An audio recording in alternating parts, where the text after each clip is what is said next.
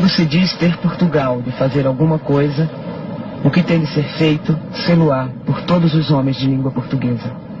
A missão de Portugal agora, se de missão podemos falar, não é a mesma do pequeno Portugal quando tinha apenas 1 milhão de habitantes e se lançou ao mundo e o descobriu todo. Mas a missão de todos quantos falam a língua portuguesa.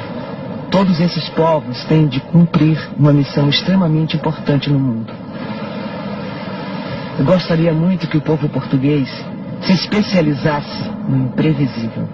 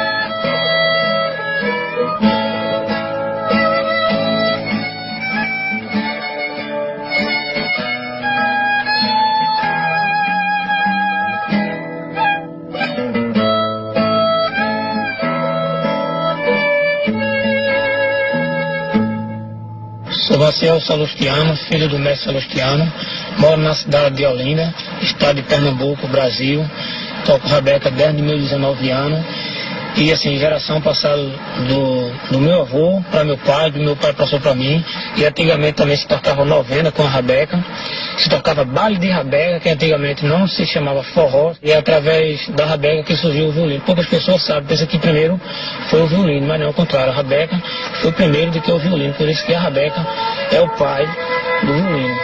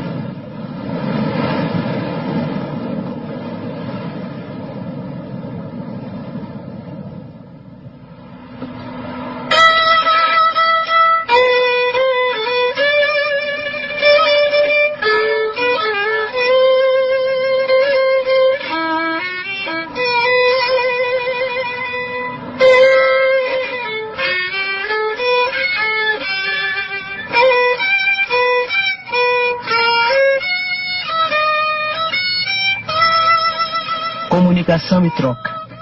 O mundo da língua portuguesa forma uma rede que só existe ao colocar as informações para circular, produzindo novas conexões. Não importa o que se troca, não tem importância a origem daquilo que se troca. Dizem que a música cabo-verdiana foi influenciada pela brasileira. Dizem que a rabeca é árabe, não importa. Mas vale trocar, manter o contato, fortalecer a mistura, o imprevisível e tudo que vale a pena, se a alma não é pequena.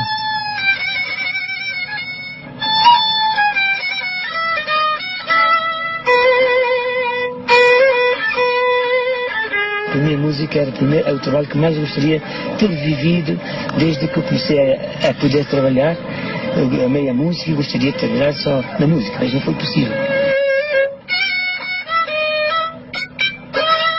Conheci os bons músicos daqui da cidade, eu vim de Santo Antão, comprei uns instrumentos tintos, comecei a desenvolver, ficar depois com uma capacidade de desenvolver a mim mesmo, através de ouvir os discos, as gravações de fora, de Cabo Verde, do Brasil. Nós gostamos imensamente da música brasileira. Nas nossas festas, a música brasileira é metade do repertório para se dançar, né? Sem sambas, marchas, baiões, enfim, tudo aquilo que é do Brasil era mais aproveitável, né?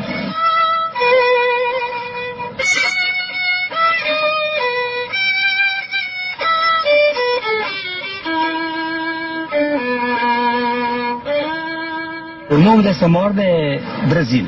O que é que eu gosto do Brasil? Tenho um irmão da minha mãe que foi para lá jovem, com os seus 20, 21 anos. Deixou-me já batizados. Mas eu fiquei criança, que eu não podia, nem conhecia o meu padrinho. Só através de fotografias, retratos. E a minha mãe, a minha gente sempre falava comigo, como gostava de música, e você precisa ir para visitar de facto o seu padrinho. Falou disso, que era desde que venha buscar para o Brasil, porque você chegando no Brasil, uma terra de música, onde há muita gente, muito artista, é facto que tem artistas, e lá pode desenvolver isso, é também lá um artista bom. Eu creio que o Brasil deve ser reconhecido como o país que mais contribuiu para salvar a cultura lusíada, a cultura lusa, a língua, etc. O fenômeno brasileiro, em termos da sua influência na cultura, através do cinema, das novelas, através do futebol, dos artistas, através de Jorge Amado, tem uma enorme influência, um pouco como a influência americana. Em caso da Guiné-Bissau, 10 anos atrás, quando uma pessoa diz Brasil, era o Pelé e o Carnaval. Por hoje, a telenovela...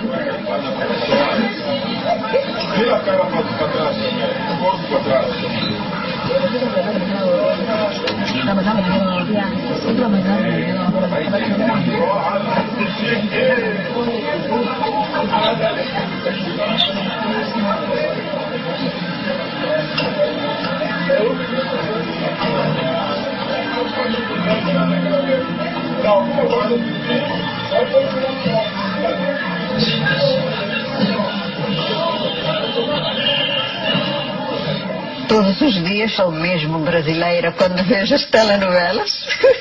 Eu acho imenso. Tenho alguma admiração, respeito por alguma telenovela brasileira, né? Algumas são muito boas, né? Mas não sou conhecedor da matéria, porque claramente eu vejo, né? Mas toda a gente fica a ver as novelas brasileiras, perdem horas e horas em todo lado. Portugal, por exemplo, onde eu vivi, onde as pessoas veem telenovela de manhã, tarde e à noite. Quer dizer, há pessoas profissionais de ver telenovelas. Tá? Mas isso, eu penso que isso é talvez um dos maiores sucessos dos produtores das telenovelas, é esta capacidade. Na China também, em Cuba, enfim, a Escrava Isaura, penso que foi uma telenovela que atravessou o mundo. Isso tem a ver, enfim, com o poder estratégico, comunicacional que a novela tem. Todo mundo gosta de ouvir histórias, e a telenovela é uma maneira de contar história. E se você conta história que fale de alguma coisa que tenha relação com quem assiste, evidentemente que o sucesso é muito mais provável. Aqueles que se identificam com aquilo que estão assistindo, naturalmente serão prisioneiros dessa história.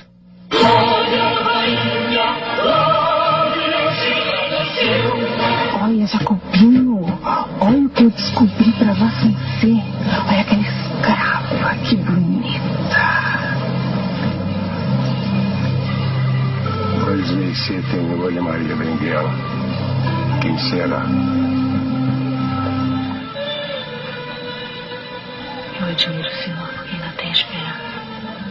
O meu nome é Hilário Brito, sou natural de Cabo Verde, na ilha de São Nicolau. Eu retransmito programas recebidos por satélite e também faço transmissões diretas. São telenovelas, cassetes de telenovelas brasileiros. Fiz uma primeira transmissão por experiência e toda a população gostou. Aquela hora da telenovela toda a gente deixava tudo para ir assistir aos programas que eu tinha da telenovela. Aliás, a primeira transmissão de televisão em Cabo Verde foi feita por mim. E está há cerca de 20 anos. E o que mais gostava era da transmissão, a sessão das telenovelas. A primeira foi a Dona Xepa. E como é a mesma língua, a língua portuguesa, e toda a gente compreendia a telenovela, e nunca viram telenovela em Cabo Verde, só se viam os filmes ingleses com legenda em português. A telenovela arrancou logo com filmes sem legenda falados em português, e isto entusiasmou. Quando começaram as telenovelas em Moçambique, a primeira telenovela que foi bem amado foi em 1989. Nós vivíamos um momento dramático, um momento em que estávamos cercados. E nós, os poucos moçambicanos que tínhamos o privilégio de ter televisão em casa e o privilégio de ver uma telenovela, porque havia cidades em Moçambique que não havia luz, que havia cortes sistemáticos de luz, nós, os poucos cidadãos de Maputo que tínhamos esse privilégio, víamos também nas novelas uma plataforma de refúgio. Eu penso que neste momento as novelas brasileiras começaram por funcionar a favor do Brasil, neste momento funcionam contra. Porque a única coisa que os portugueses conhecem do Brasil hoje em dia é as novelas. Quando antes nós conhecíamos toda a música brasileira, conhecíamos a literatura brasileira, as pessoas falavam, aprendiam a fazer caipiroscas, etc. Quer dizer, tudo isso, tudo aquilo que era, que podia ser a grande exportação cultural brasileira, de repente ficou reduzido às novelas. As pessoas, às 20 e 30 de cada dia, as pessoas vão correr para casa para ir assistir a uma novela brasileira. Portanto, isso digamos, qualquer coisa que liga o moçambicano com o brasileiro. As investigações da Polícia Secreta Russa levam a crer que o ataque cardíaco de Boris Yeltsin foi provocado pela gargalhada de Bill Clinton.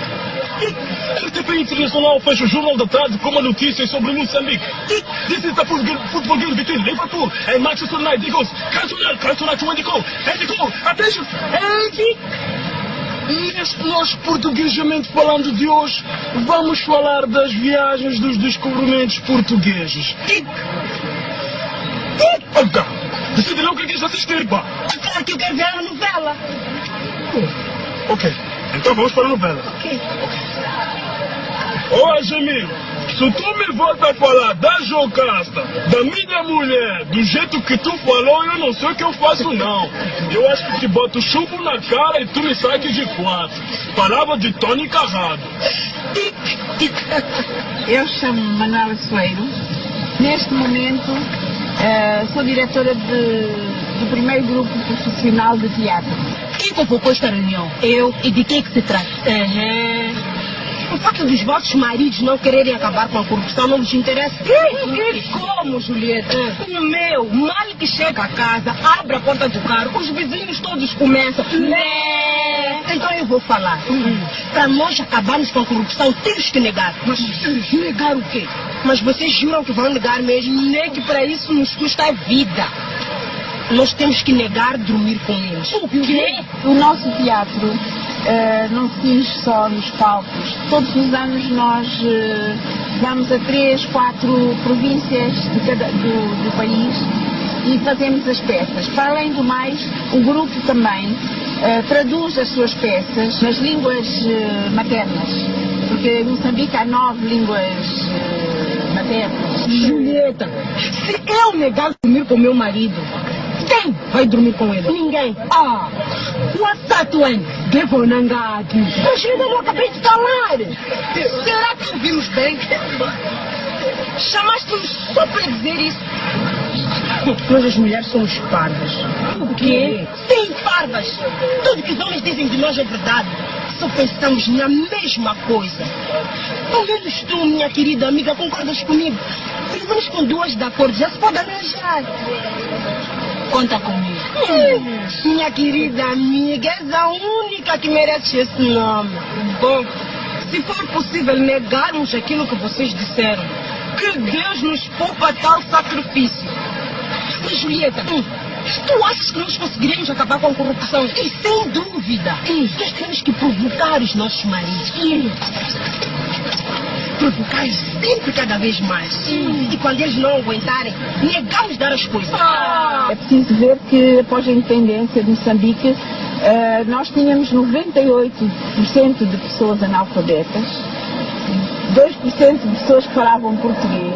Portanto, o teatro foi um veículo muito importante de comunicação.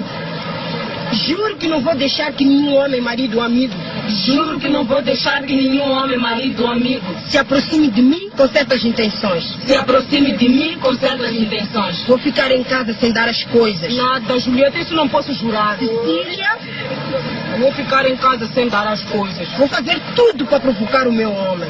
Mas, Julieta, isso só vai piorar. Mas nunca vou aceitar. Mas nunca vou aceitar. Mesmo que eu tiver vontade. Mesmo que eu tiver vontade. Vou fechar as pernas e lhe dar as costas. Vou abrir as pernas e lhe dar as coisas. Cecília, Laitanita. Vou fechar as pernas e lhe dar as costas.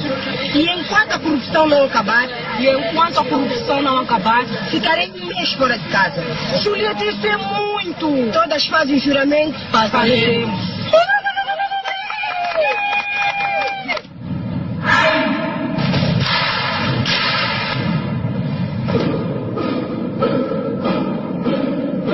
A coreografia que estamos a ensaiar intitula-se A Luta Continua. É uma coreografia dedicada, digamos, à diáspora, àqueles que foram obrigados, forçados a sair do continente africano para o Brasil, por exemplo, ou para os Estados Unidos.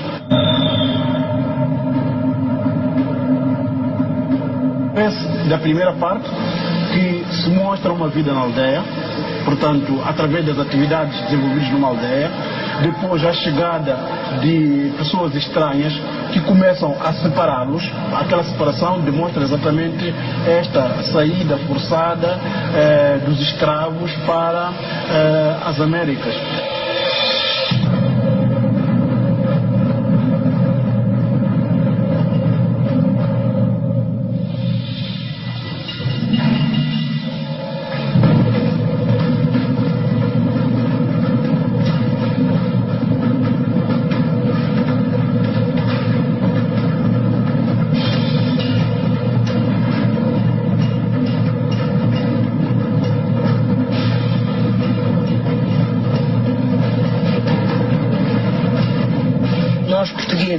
Cometemos grandes erros na descolonização, porque não preparámos as pessoas que estavam em Angola, Moçambique, Guiné, Cabo Verde e São Tomé, não estavam preparados para receber a independência dos seus próprios países, porque nunca houve essa oportunidade. Quando se fala da colonização, nenhum colonizador é bom, mas eu acho que entre os espanhóis e os portugueses se pode dizer que foram os únicos que conseguiram misturar com os seus colonizados. Quando olhamos para a colonização inglesa, anglo-saxónica, vemos que de facto o português misturou-se com os outros e, apesar de tudo, onde esteve o português e o espanhol ainda há índios, por exemplo, onde estiveram os ingleses não há nenhum índio.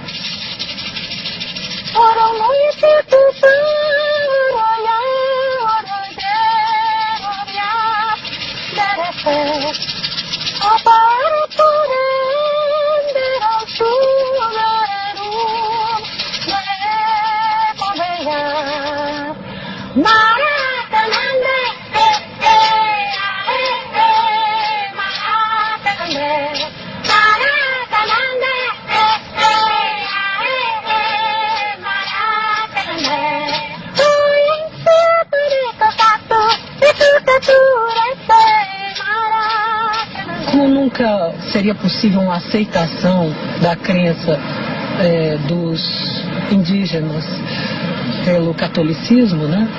a única coisa que nós poderíamos fazer é uma catequese musical, ou seja, inverter a história, colocar textos indígenas, de rituais indígenas dentro de uma missa, né?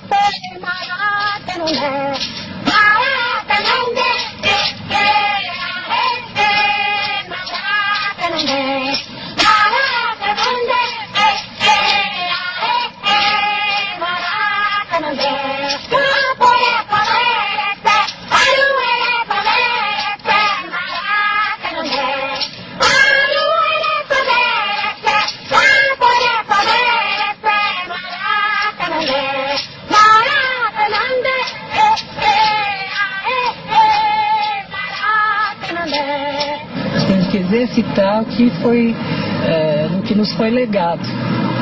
Então, o que nos foi legado foi essa tradição católica, a tradição indígena, e nós precisamos assumi-la. Eu acho que os americanos do norte, aqueles gringos que chegaram no norte, os brancos, eles chegaram lá e falaram o seguinte: morte aos índios. Vamos marchar para o oeste, entendeu? Manda brasa, mata todo mundo. Os portugueses chegaram aqui, ficaram na maior dúvida, numa culpa enorme, se eles matavam a gente ou se eles esfolavam a gente. Aí eles disseram o seguinte: olha, vamos linchar os índios. E aí eles estão nos linchando há 500 anos. Eu sou contra aqueles que dizem que nós há 500 anos que nos damos bem.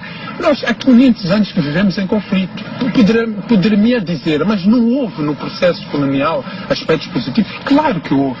Não houve no processo colonial relações despidas do estigma colonizador, colonizado? Claro que houve. Não houve no processo colonial algo que nós possamos resgatar? Eu acho que houve. Comecei a ficar deslumbrado com o lado aventura que foram os descobrimentos. Nós, com a cultura oficial que o ditador Salazar nos ensinava, nos impunha, era uma cultura de nomes sucessivos de heróis. Éramos um povo de heróis. E esquecemos dos marinheiros e da história dos marinheiros. A marinhagem. É esse lado da aventura e da marinhagem que eu comecei a explorar e a investigar e que eu pus em música. E é também uma homenagem à cidade de Luanda, essa valsa.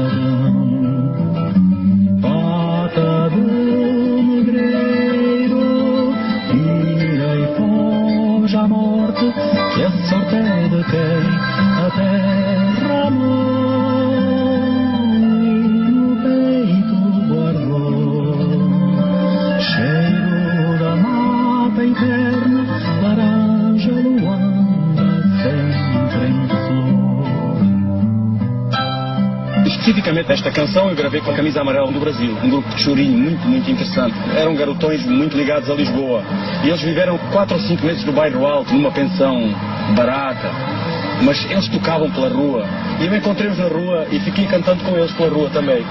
E um dia eles apareceram e disseram: olha, Vitorino, temos aqui um arranjo para uma música tua, vem para o estúdio, vamos já gravar. Então eu gravei essa valsa que tem um bocadinho de chorinho, tem um ambiente de chorinho.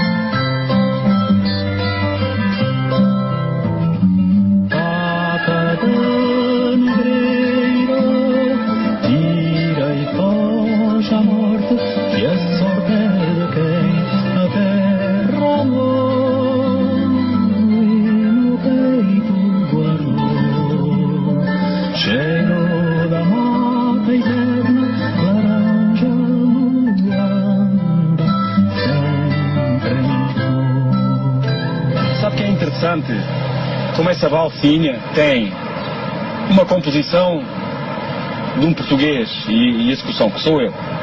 Depois sou acompanhado por um grupo de chorinho do Rio de Janeiro e falo da cidade de Luanda. Eu aqui faço um triângulo fundamental e importantíssimo, que é Luanda, Rio de Janeiro e Lisboa. É preciso fortalecê-lo.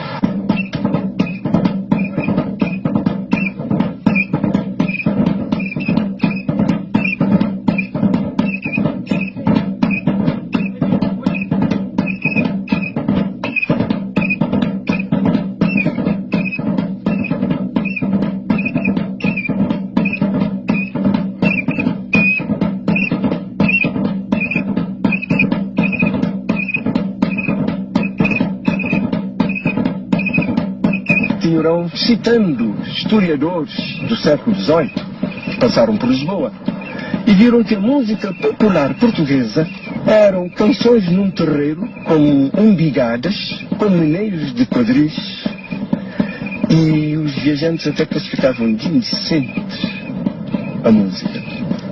E ele também viu no Brasil a mesma coisa, o batuque.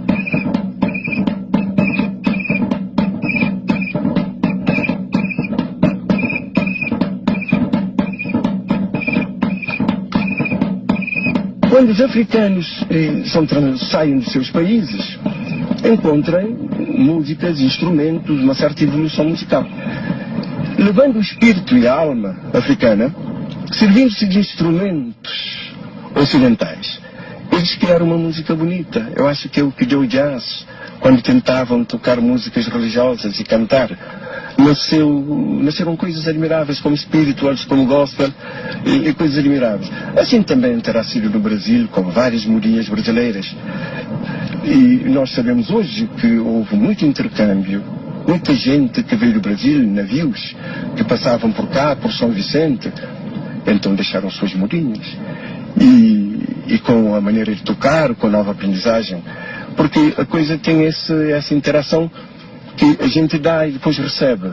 E depois quando sai uma fusão sem que a gente queira.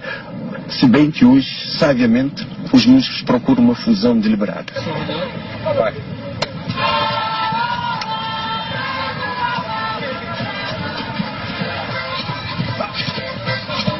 Eu chamo Vasco, sou comandante desta revista e esta minha revista foi fundada em 31 de outubro de 1954. Havia aqui 5 revistas. Hoje todas morreram e só ficou a revista Os Novatos da Ilha.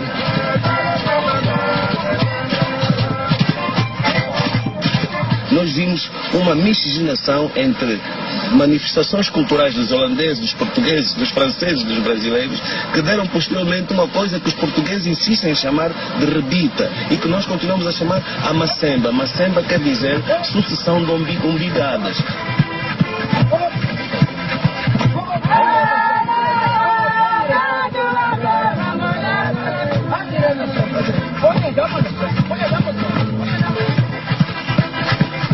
Esta semba criou-se praticamente e basicamente dentro de um certo compasso. Nunca evoluiu a agenda de tocar. A concertina trazida para Angola pelos europeus. O tambor encontrado aqui na ilha de Luanda e em toda a costa de Luanda, os tantãs, de reco-reco, a de canza e um chocalho ou outro eram os instrumentos básicos para a dança da rumbita.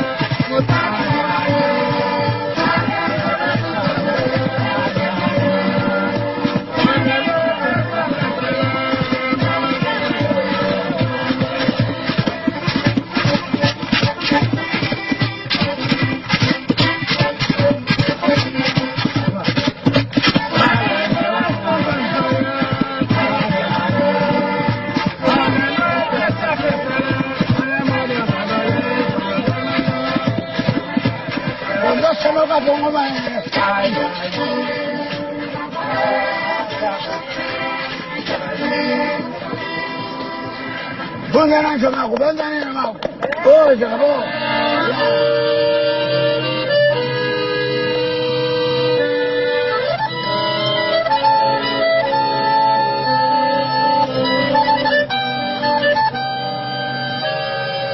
Meu pai Ele tocava sanfona, meu irmão Moraes também tocava.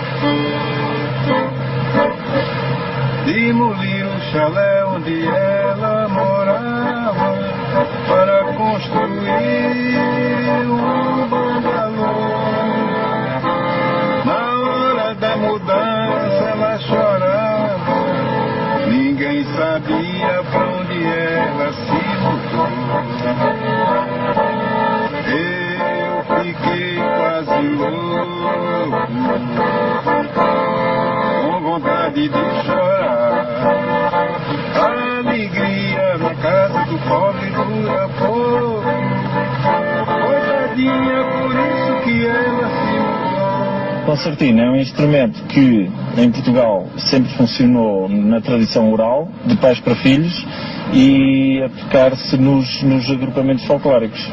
O instrumento terá surgido por um importador de Porto nos finais do século passado, mas o grande boom terá sido com o final da Primeira Guerra Mundial, onde os portugueses combateram em França e terão trazido em força o instrumento. Os portugueses andaram muito por aqui, fizeram a familhada toda, aí de repente você se vê tocando essas coisas. O próprio Ceará, que tem um novo forró, toca muito shot, assim, ligeirinho, parecido com a música portuguesa.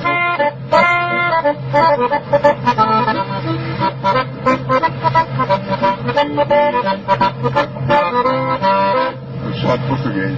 No início do século, e com o instrumento a aparecer em força, terão ido para o Brasil imensos portugueses, né?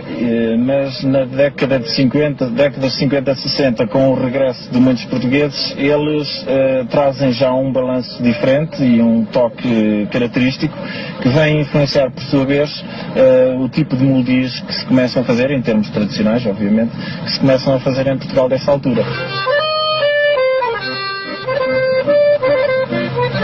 Gosto de um trinado.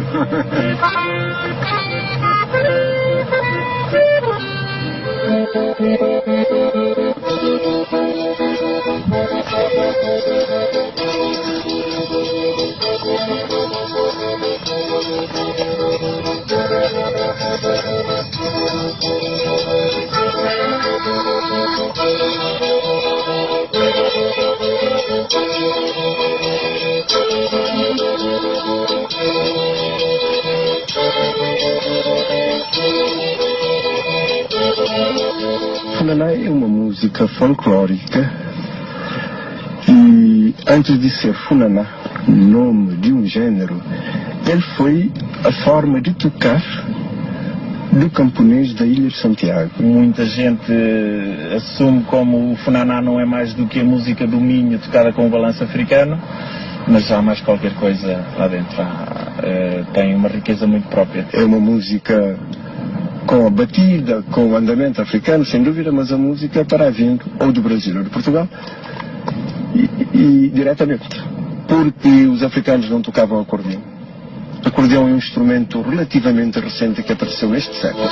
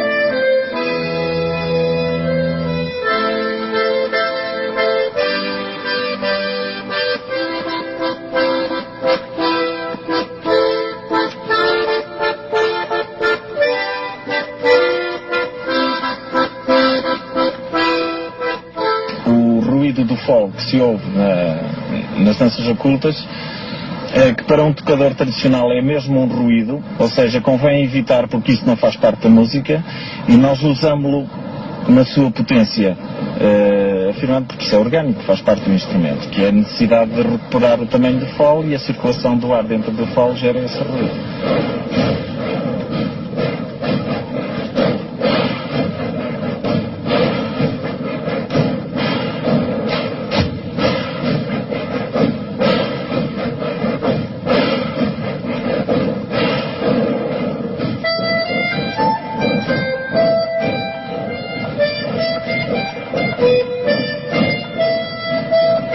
Sou o Edgar Pereira e estão aqui na Academia Luso-Galáctica, em pleno coração de Lisboa, no bairro da Bica.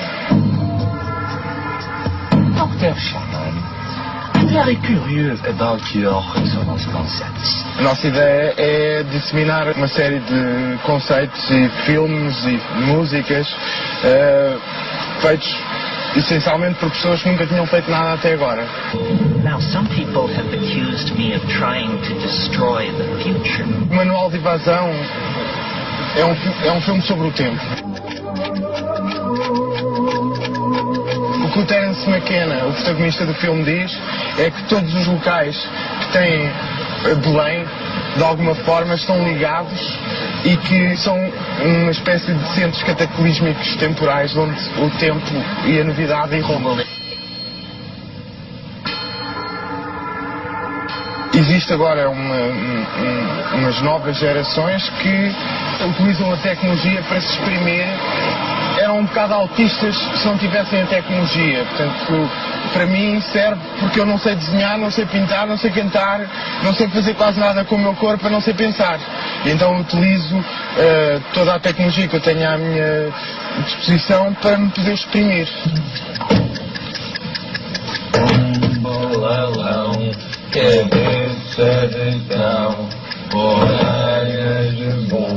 Eu não sei se serei um cineasta, quanto mais português, não é? Sinto-me mais um repórter luso-galáctico, portanto, reconhecendo a insignificância do ser humano no universo e muito menos a importância de Portugal, que eu acho que é sempre reduzida. Filme de uma maneira radicalmente oposta àquela que é considerada a do cinema português, que é o plano fixo, não é? Tipo postal.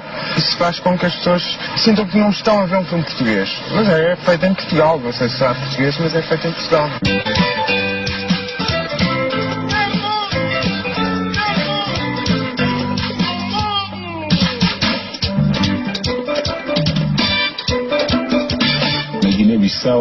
Nós somos uma meia dúzia de cineastas que durante a luta de libertação nacional tivemos a sorte de estudar o cinema, e só nos anos 80 que realmente começamos a dedicar ao que fosse considerar a realização.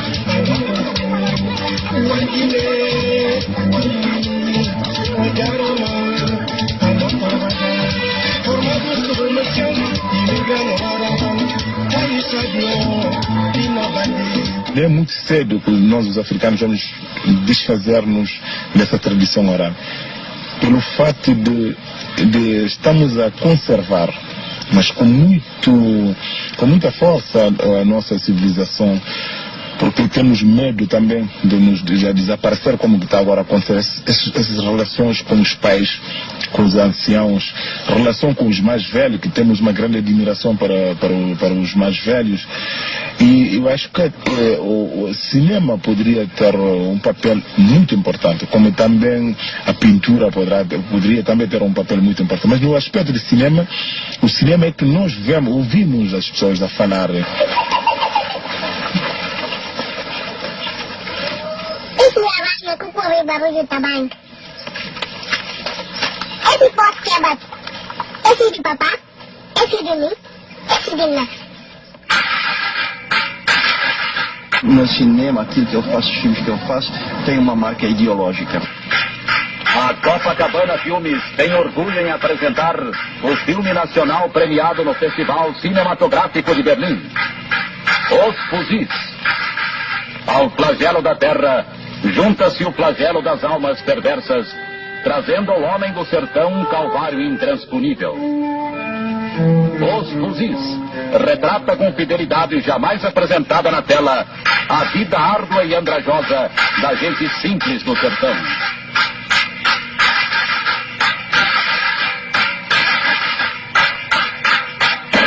Hoje as pessoas têm muito medo de falar de ideologia, dizem que as ideologias estão ultrapassadas. Eu não acredito nisso. Quer dizer, até posso aceitar, eu gostaria mais de dizer, as utopias estão ultrapassadas. Eu acho que o ser humano é um ser utópico, não vive sem utopias. A ideologia já seria uma utopia no poder, já se entra num debate filosófico mais complicado. Mas o meu cinema é um cinema utópico, é um cinema que procura não ser um cinema, digamos, que impõe ideias, mas que transmite algumas ideias fundamentais naquilo que eu acredito.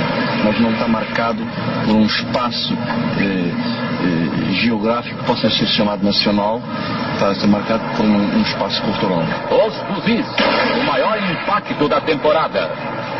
Os Fuzis, um filme que você jamais esquecerá.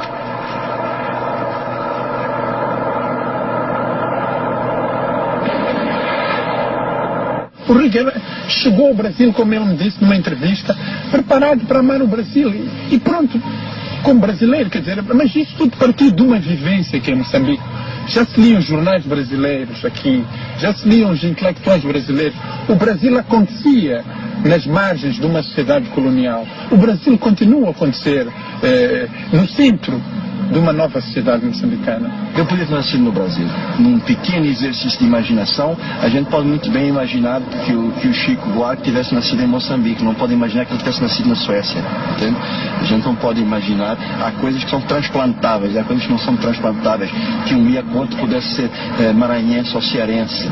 Entende? Que um Craveirinha pudesse ser, sei lá, baiano. Isso é perfeitamente compreensível, porque existe essa possibilidade de transplante. Agora, há coisas que são específicas e que não são possíveis passar para outra cultura. Então, entre Moçambique, Angola, a placenta africana, que é tão forte no Brasil, faz com que esses países de língua portuguesa e africanos, de uma certa forma, são pequenos territórios brasileiros que estão espalhados. De uma certa forma, historicamente, eles são mais portugueses pela história, mas pela cultura são muito mais brasileiros que da metrópole portuguesa. A primeira coisa que eu faço ao acordar é ligar-me à internet e ler a Folha de São Paulo JB, portanto 4 horas antes dos brasileiros lerem. E raramente aparecem notícias ligadas à literatura africana, muito raramente. Mesmo agora, quando foi da atribuição do Prémio Camões, eu não dei conta que tivessem aparecido artigos na imprensa brasileira sobre isso. Se tivesse sido um português, com certeza teria aparecido. Se tivesse sido um brasileiro, naturalmente teria aparecido na primeira página, mas sendo um africano nunca aparece.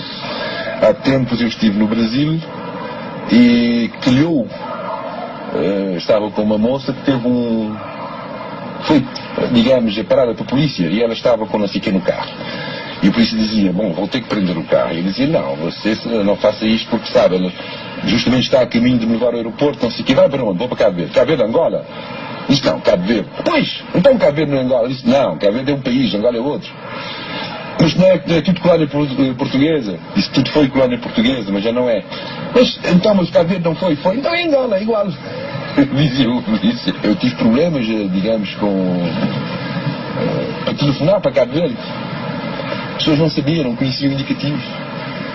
Eu acho que sim, que no Brasil nós somos muito ignorados.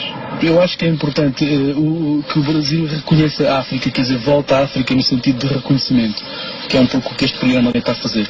Porque eu acho que existe uma situação até de tensão racial latente no Brasil, não resolvida, que passa muito pelo reconhecimento das pessoas, para que as pessoas retomem a sua dignidade perdida através de se reconhecerem numa outra África que não é aquela África da escravatura que normalmente enfim, faz parte do imaginário brasileiro, mas numa outra África, numa África da cultura, uma África da música, da literatura, uma África viva. Eu vou dizer uma coisa que talvez os brasileiros não gostem muito de ouvir. Eu acho que hoje em dia, quando olhamos para o mundo português, o país mais chauvinista é o Brasil. O Brasil é de facto o país mais fechado a influências externas. O que aliás é surpreendente para um país que foi feito por italianos, alemães, portugueses, suecos, asiáticos, tudo, não é? Se há país que foi feito com influências externas é o Brasil. É porque o Brasil, como é muito grande e fica longe das fronteiras, o Brasil sempre teve, eu sempre vivi a impressão de que o Brasil se acha um mundo, entendeu? E que não acredita muito nitidamente na realidade física do mundo exterior. Isso está mudando muito, porque tem muitos imigrantes brasileiros, um número muito grande, gente que mora fora e que volta às vezes e que faz dinheiro fora. Isso faz do Brasil uma coisa diferente do que ele era antes. Mas, por outro lado, o Brasil, apesar de tudo isso, é um país de grande receptividade cultural. Entendeu?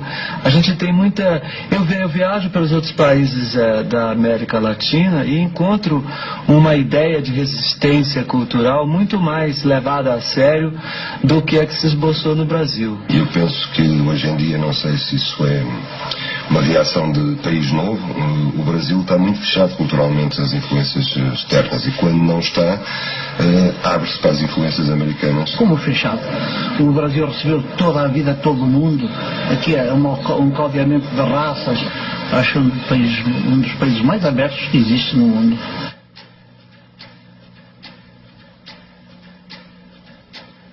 Bem, para mim, o Brasil é o meu meca musical e é o país onde tenho que ir ao menos uma vez, pelo menos uma vez na minha vida.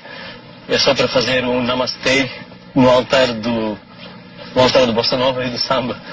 Para mim, a música brasileira é a mais completa do mundo, porque tem todos os ingredientes.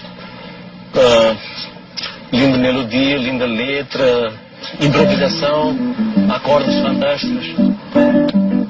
Oh, mulata assanhada que passa com graça, fazendo pirraça, tirando o sossego da gente. Gosto de gostoso, não quero te gostar nada. Não me esteve aquele ritmo de fora de tão grande.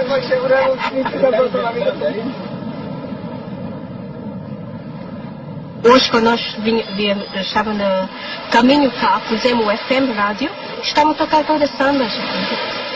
Sim, há muitas giras de samba, nós gostamos muito. Porque dá tanta alegria, não é? A uma pessoa. Até se tem os seus pensamentos e tal, e você ouve um samba. Fica tão alegre, esquece de tudo.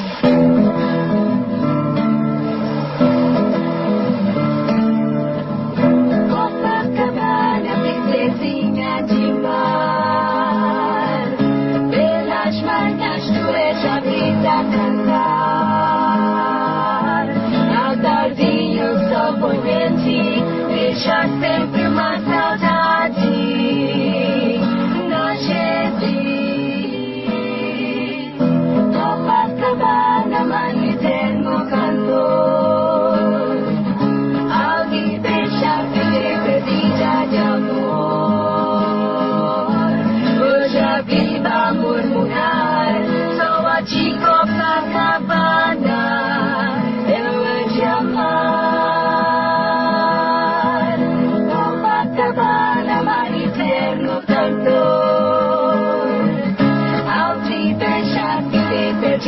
De amor, hoje a vida murmurar, só a de Copacabana eu hei de amar.